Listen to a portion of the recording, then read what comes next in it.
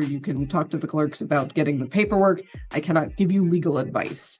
So yeah, because I wasn't, as he stated before. Sorry, I wasn't actually engaged in a traffic stop. That was the problem. I got at this point the. All right, let's dive into today's wild ride.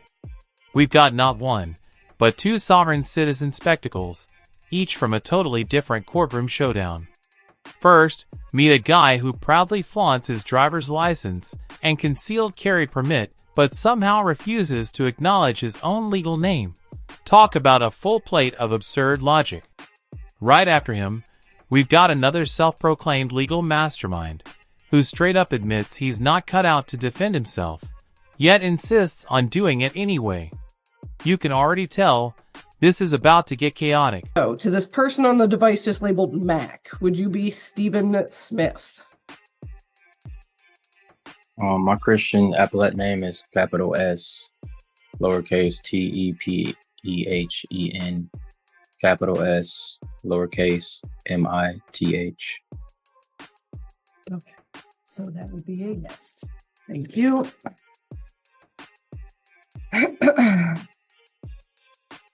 Deputy Sims.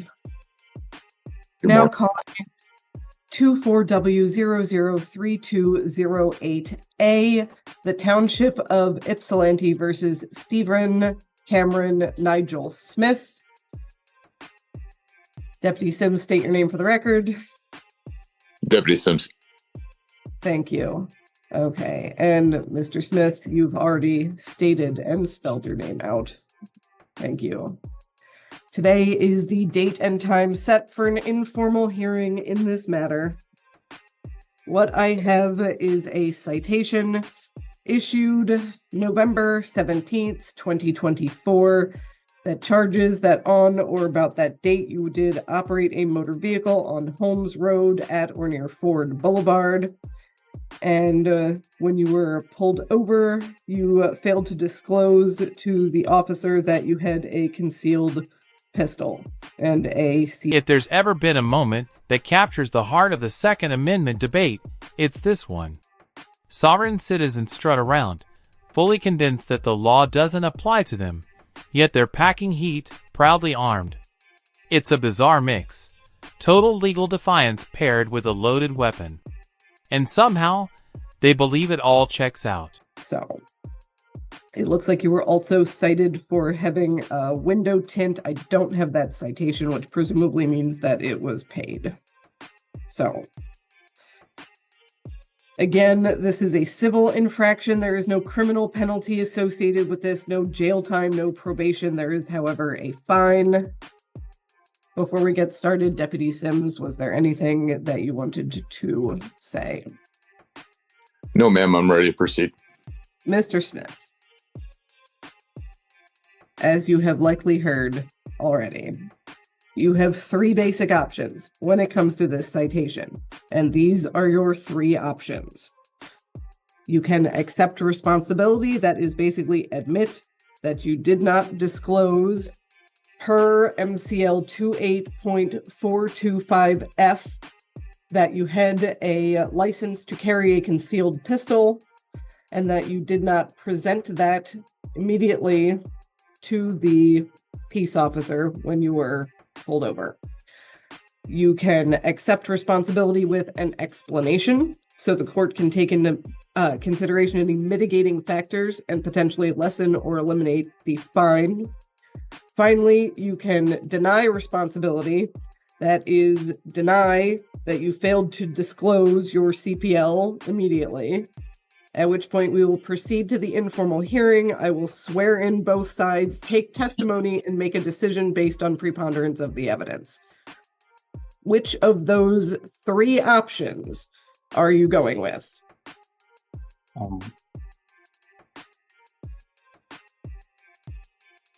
I want to, may I grant my name to the court and make the court trustee? No, the court cannot be your personal trustee. The judge isn't your attorney, paperwork helper, or financial advisor. She's there to oversee the case, plain and simple. Sovereign citizens latch onto this trustee nonsense, thinking it creates a conflict of interest that forces the judge to step down, triggering a chain reaction where each new judge repeats the cycle until there's no one left to hear the case. On paper, it sounds like a smart loophole, but in reality, it falls apart instantly because the courts aren't buying it. But the option 3, as your question, I deny responsibility and I have an explanation. Okay, so if you are denying responsibility, then I'm going to swear you in and swear in the deputy, and I will take testimony from both sides.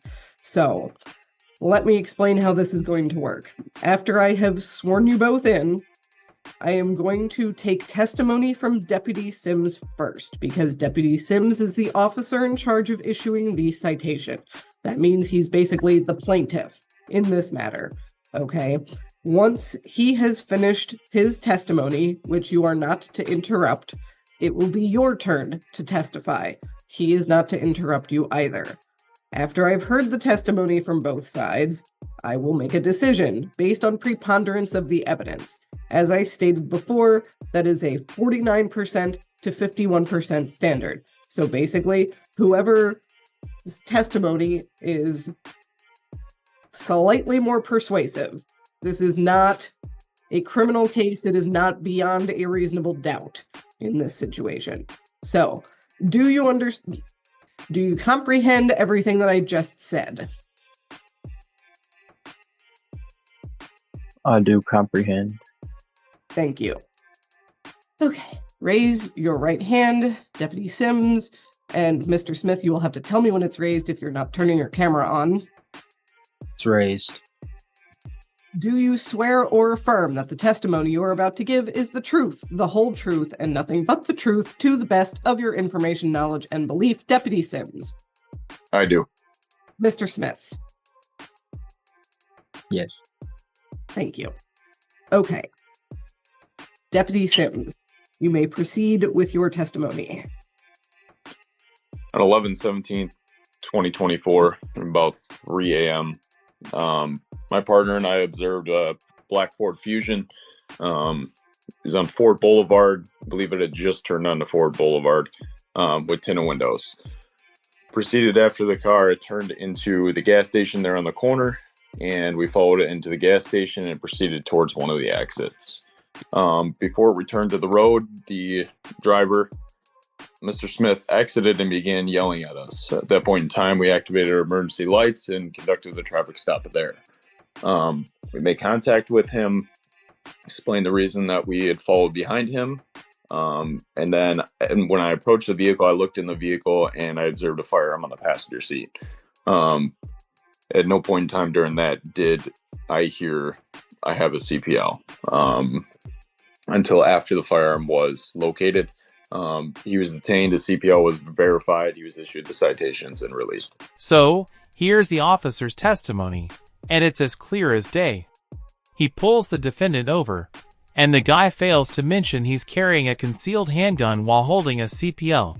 That's a blatant violation of MCL 28.425B, which demands you inform the officer if you're armed during a traffic stop.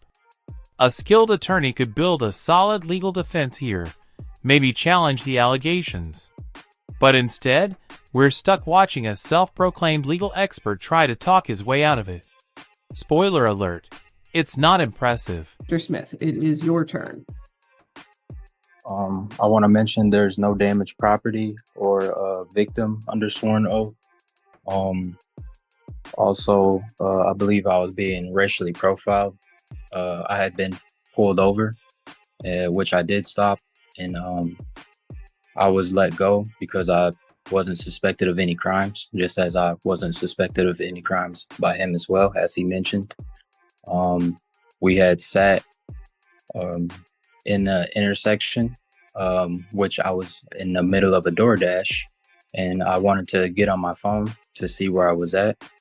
When I looked away from my phone, I seen him, the officer, and another deputy, or whoever it may have been, an officer, also sitting in the middle intersection for about 30 seconds, maybe to even 60 seconds. So he could see me through my windshield, while I believe it was racial profiling, considering the area we were in. wasn't the best area. So when I pulled, which I did use my turn signal, and it was a stop sign, or it was a light, a signal light. So when the light turned green, I turned right with my turn signal. I also turned signaled into the gas station, which I was going to stop to check my phone because, like I told the officer that had pulled me over 10 minutes before, which I'm sure he heard on the radio call, I was door dashing, which I had admitted to both of the officers. He called another officer in response to what he calls me pulling myself over. He never admitted to pulling me over. He said I pulled myself over. I got out the car to explain myself that I was door dashing and that I felt like I was being harassed because I was just previously pulled over. I did not have a firearm on person, and he didn't have a reason to suspect me of any crimes or try to search my vehicle. I was illegally searched on person without my disclosure. I told him I don't consent to any searches, and they were digging in my pockets. I have a legal license, and I'm not suspected of any crimes. So You were suspected of a crime, illegal tint on your front windshield, exactly as the officer pointed out. That's the sole reason for the stop. I understand you think race played a role in the pullover, but even you admit later in the video that the tint was there. So, if the windshield was dark enough to break the law, how exactly was the officer supposed to know your race before he even approached the car? After he said I pulled myself over, he flashed his lights and they kind of like grabbed me up, and I feel like they assaulted me in a way. And after he figured out that I did have a CPL disclosure, which he never gave me time to disclose because it was not on my person. So I didn't feel the need to because I was not present in my motor carrier for him to be in any type of danger. After he sat me in the car, which I feel like I should not have been detained that way, for about 15 minutes, they let me be on my way with a citation. And I don't believe I deserve the citation. And he doesn't have any evidence of the situation. It's just a presumption with no material.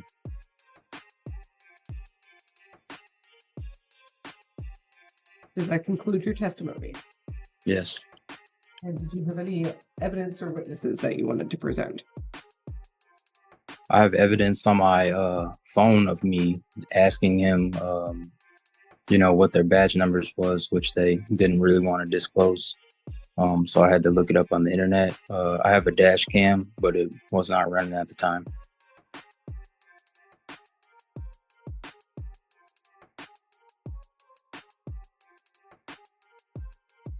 So before we continue, I do want to apologize because I did actually have the equipment violation citation as well. That is for the window tint. So did you wish to address the window tint specifically? That's just how the car came. I bought it that way, straight from Ford. So it's free. In Michigan? Yes.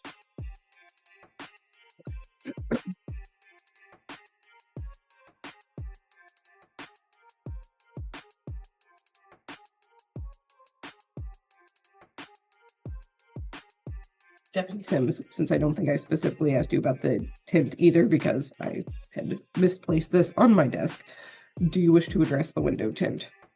Yes, ma'am. I'm sure you're aware that no vehicle that comes from the factory has front window tint on it. During his first testimony, he admitted to having window tint and said that we saw him through the windshield, which is not possible at night, but he admitted that there was tint. May I add something? You may. There's they didn't test any window tint for any type of darkness issues or anything like that. It was just kind of an excuse because that wasn't the first reason that he told me that he pulled me over. It wasn't for window tint. And you can disclose that through the video of his own body cam. They said that they pulled me over because he presumed that I was trying to turn around in the parking lot or evade him, but I was door dashing, like I told the officer that pulled me over before.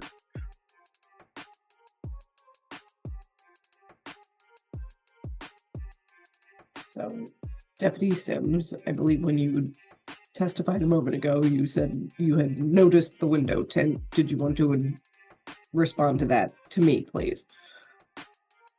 I guess, what are you asking?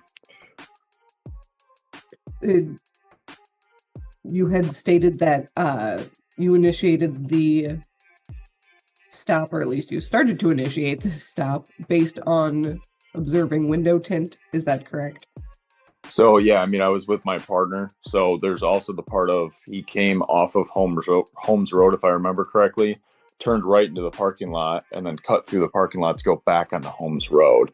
It didn't seem like there was any intention of him trying to stop at the store or anything like that. So he's also cutting through the parking lot. May I add? You may. I did not try to cut through the parking lot, as I mentioned before, and prove to the officer before I was door dashing. And if I would have been on my phone, then he would have tried to get me for that as well. So I safely pulled over to where I could view where I was. And it was his presumption that I was trying to turn around in the parking lot, but my car wasn't. In that last segment, he managed to make both a strong point and a huge mistake. Let's start with the mistake. He should never have argued that the legality of his actions hinged on the officer supposedly saying he didn't stop him for the window tint.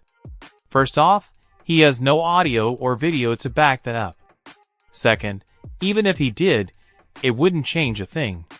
He already admitted to having tint on his front windshield, and in Michigan, any tint on the front windshield is illegal. That alone gives the officer probable cause for the stop. Now, for the good point, he mentioned that the windshield wasn't actually tested for tint. He could argue that he only claimed there was tint when there wasn't, which might help him avoid those minor infractions. But even if that works, it doesn't fix his other violations.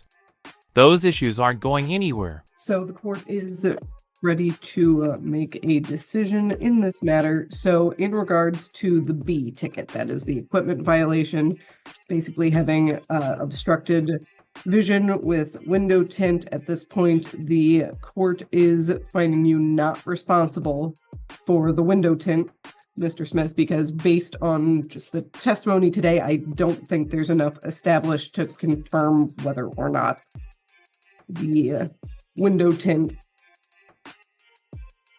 would have been in violation. Now, regarding the A citation, that being the failure to disclose the CPL, the court is finding you responsible in that matter. And that is, again, based on MCL 28.425F.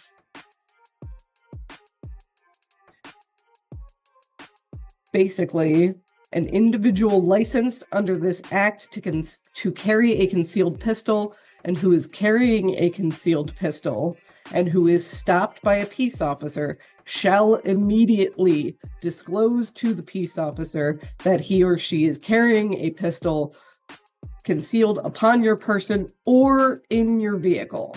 May I add, please? Well, no, because at this point I'm making my ruling, and the pistol was in the vehicle. I understand it doesn't sound like you were in the vehicle at this point, but you were engaged with the officer, and it was your responsibility as the person with the CPL to immediately disclose that you had a CPL and that there was a weapon in the vehicle. So you are being found responsible. Again, this is a civil infraction for a first offense. There's a fine here of $500, and your license to carry concealed is being suspended for 6 months.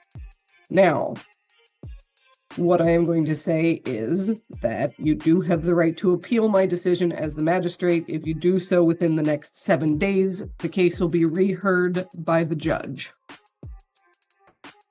So, How do I appeal? you would have to either consult with an attorney or you can talk to the clerks about getting the paperwork. I cannot give you legal advice. So Yeah, because This I hearing- wasn't, as he stated before. Sorry, I wasn't actually engaged in a traffic stop. That was the problem. I got. At this point, the court has made its ruling. This hearing is concluded. I believe that concludes the docket this morning. That wraps up our first video. And honestly, this is one of those rare times I actually find myself rooting for the guy.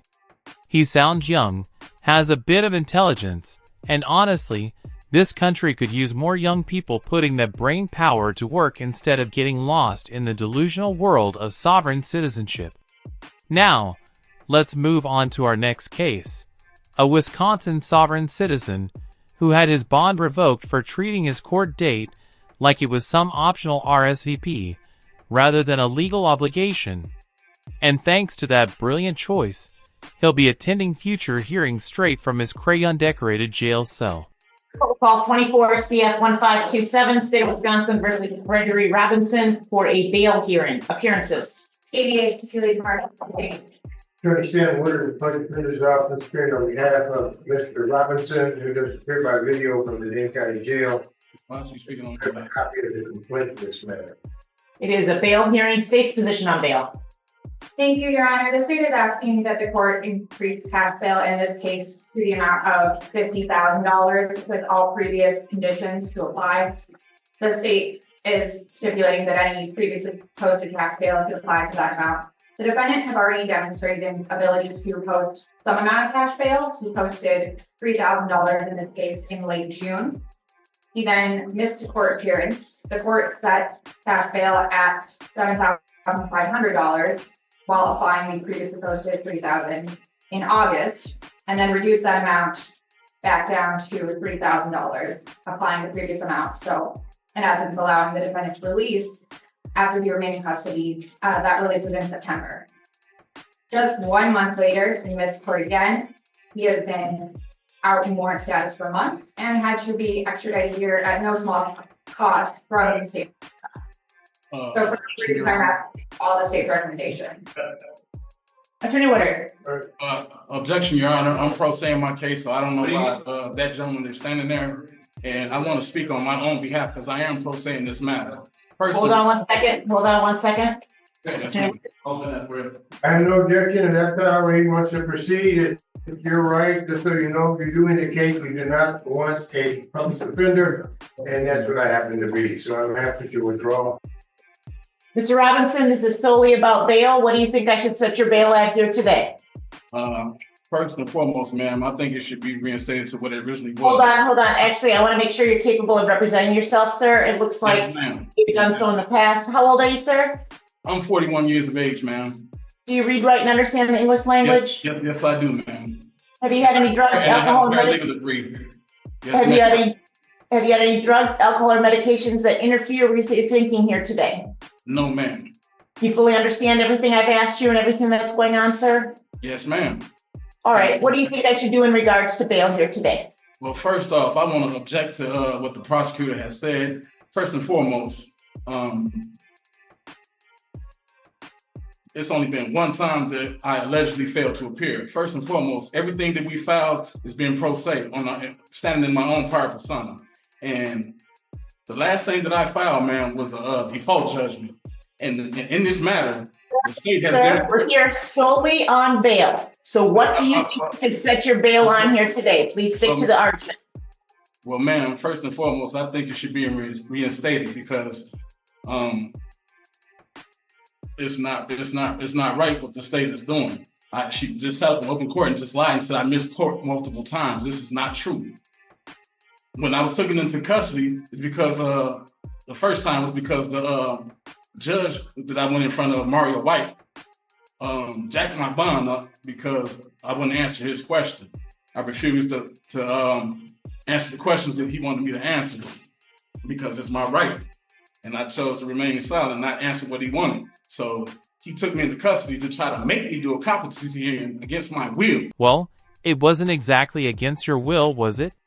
You just admitted that a previous judge asked you direct questions, and you made the genius decision not to answer. That's contempt of court. Direct contempt if you did it right in front of the bench. And yes, that's more than enough to violate your bond. In short, You might want to let the public defender handle things for you, because right now, you're doing more harm to yourself than the prosecution ever could. But in this matter, I feel like my bond should be reinstated. I didn't run. I didn't hide. I exercised my right. I filed my paperwork, and time and time again, the state has not responded to any of my filings. Had I been a licensed bar member, all of my filings would have been responded to. But since I am pro se in this matter, they have not awarded me or afforded me. You're only here on bail here, sir. Only here on bail. Stay focused. What you want me to reinstate? Anything else in regards to bail? I'm asking for my bond to be reinstated to what it originally was. I just lost my sister. Thank you, sir. I just lost my sister December 22nd. I have not had time to go with my family and grieve. I've been in custody since December 12th, and I'm currently in custody right now. So I'm asking for you to do the right thing and allow my bond to be reinstated. I did not bail jump. I didn't catch any new charges, ma'am. In this matter, no new charges. I did not catch any new charges. And I'd appreciate it if the state didn't lie and say that I missed court multiple times, because this is not true.